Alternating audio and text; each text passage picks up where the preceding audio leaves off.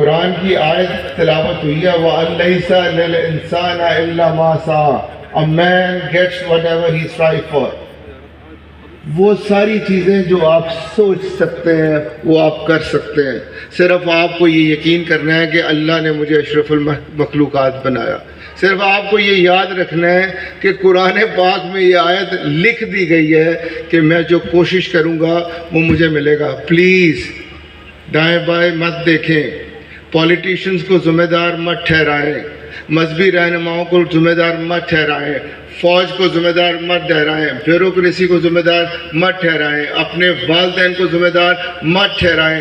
صرف یہ کہیں کہ I am responsible for my success and I am responsible for my failure. اور محنت کریں اپنے سرکل آف انفلوئنس پر. یہ دیکھیں کہ آپ کیا کر سکتے ہیں, یہ مت دیکھیں کہ آپ کیا نہیں کر سکتے. پورا پاکستان آپ کا مسئلہ نہیں ہے اس وقت, کشمیر آپ کا مسئلہ نہیں ہے, فلسطین آپ کا مسئلہ نہیں. آپ کا مسئلہ یہ ہے کہ آپ being a Muslim, being a Pakistani کیا کر سکتے ہیں.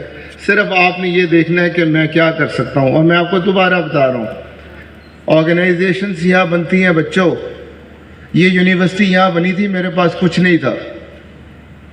میں اسی طرح ایک دن یونیورسٹی سے پاس آؤٹ ہو رہا تھا اور گولڈ میڈل پہنایا جا رہا تھا, تب میں نے خواب دیکھا تھا کہ پاکستان کی بہترین یونیورسٹی بناؤں گا. کوئی سرمایہ نہیں تھا میرے پاس, کوئی ایکسپیرینس نہیں تھا, اور کوئی فورن پی ایچ ڈی کی ڈگری اس وقت نہیں تھی. یہ سب کچھ جاب پر میں نے محنت کر کے یہ سارا کچھ بنایا. تو آپ سے بھی گزارش ہے کہ سب سے پہلے تو اللہ تعالیٰ کی ذات پہ یقین کریں کہ اللہ نے مجھے اشرف المخلوقات بنایا ہے. میں جو چاہوں وہ کر سکتا ہوں, میں اللہ کا نائب ہوں. مجھے صرف اللہ کے بتائے ہوئے طریقے پہ چلنا ہے. اور دوسرا, خواب دیکھنے کبھی نہیں چھوڑنے. ویژن آپ کا بڑا ہونا چاہیے. ایسا خواب جس پہ لوگ ہنسے نا, وہ ویژن ہی نہیں ہے. لیکن صرف خواب نہیں دیکھنے, ورنہ لوگ آپ کو شیخ شلی کہیں گے. آپ کو ان خوابوں کے لیے دیوانہ وار محنت کرنی ہے.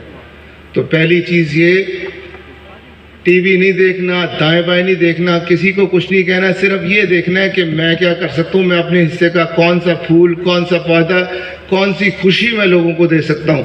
اور یاد رکھیے, یہ پاکستان آپ سے ہے, ہمارا کل آپ سے ہے.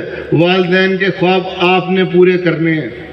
اور دوسری اس سے بڑی چیز, کامیابی کا صرف ایک راستہ ہے, اور وہ راستہ ہے جو میرے نبی پاک صلی اللہ علیہ وآلہ وسلم نے اپنایا.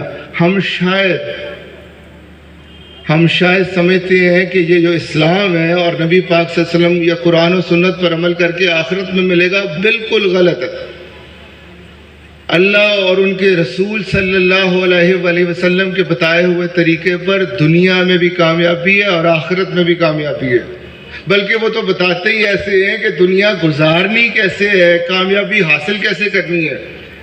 اور یہ جو ہمیں کچھ حضرات نے بتایا ہے نا کہ مسلمانوں میں دنیا میں ذلیل ہی ہونا, یہ بالکل غلط ہے.